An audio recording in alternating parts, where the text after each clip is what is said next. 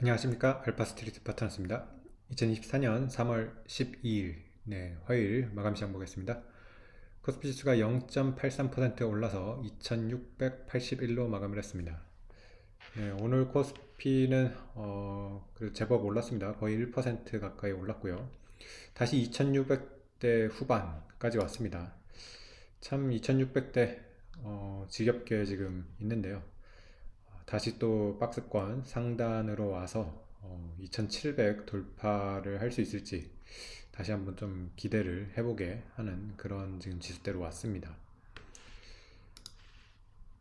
네, 어제 미국 증시는 그렇게 큰 변화는 없었습니다. 다우가 0.12% 올랐고요. 나스닥은 0.4% 빠졌습니다. 어제 미국 증시도 보면 엔비디아가 이틀 연속 조정을 받았고요. 2%더 빠지면서 850불대까지 밀렸습니다. 네, 그리고 메타도 어제는 좀 크게 밀렸어요. 4% 이렇게 밀렸는데 트럼프 이제 전 대통령이 좀 메타에 대해서 상당히 안 좋은 그런 발언을 했죠. 뭐 메타는 거의 뭐 공공의 적이다 뭐 이런 식으로 얘기를 해가지고 아무래도 이번 대통령 선거가 지금 트럼프가 될 가능성이 그래도 꽤 높거든요. 네, 그러다 보니까 어, 지금 뭐 트럼프 발언에 좀 영향을 받고 어제는 이렇게 좀 빠졌습니다. 근데 이제 그동안 좀 약했던 게 그 대신 올랐어요. 애플이 1%대 올랐고요. 알파벳이 거의 2% 가까이 올랐고요. 테슬라도 참 오랜만에 올랐습니다. 뭐 약하긴 한데 1%대 이 정도 올랐습니다. 네. 그래서 뭐 미국 증시는 최근에 워낙 잘 나가던 그런 뭐 AMD라든가 엔비디아 이런 주식들이 좀 빠졌고요. 상대적으로 좀 안 좋았던 주식들이 올라오면서 조금 순환매, 네, 약간 키 맞추기가 되는 그런 모습이 나왔습니다. 네, 오늘 우리 증시 이렇게 많이 오른 거는 아무래도 2차 전지 영향이 컸습니다. 특히 삼성 SDI 보시면 오늘 11%가 올랐거든요.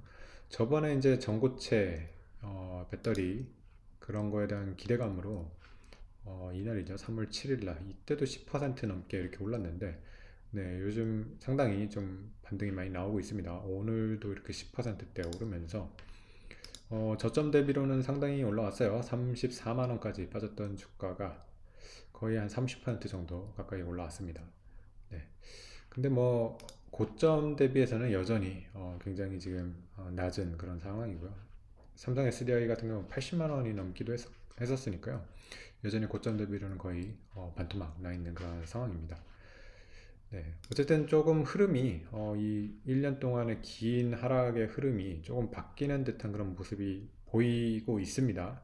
네. 그래서 삼성 SDI가 전고체 배터리 이쪽 지금 기대감으로 이렇게 올라오고 있는데 좀 2차 전지의 어떤 그 좀 흐름을 바꿀 수 있으면 좋을 것 같습니다. 네, 그래서 아직까지는 뭐 좀 모르긴 하는데 만약에 SDI가 한 5, 60만 원대 정도까지 올라온다 그러면 2차 전지도 상당히 좀 회복을 하는 거고요.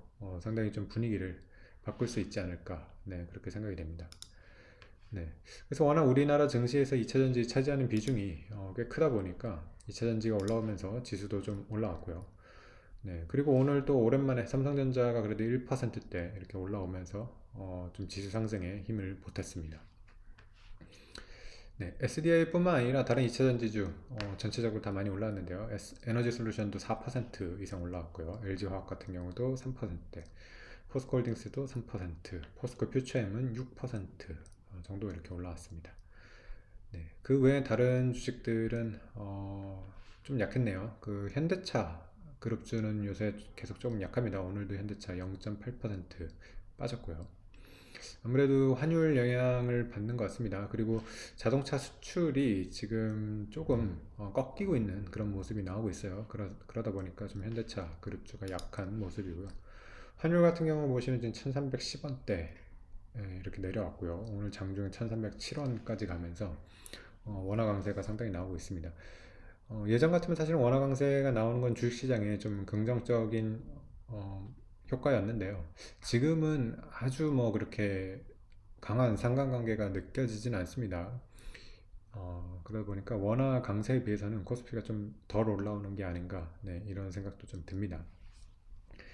네, 어쨌든 뭐 원화 강세 여전히 그래도 코스피에 긍정적이라고 보여지고요. 우리나라로 조금 자금이 들어온다는 그런 얘기이기도 하니까요.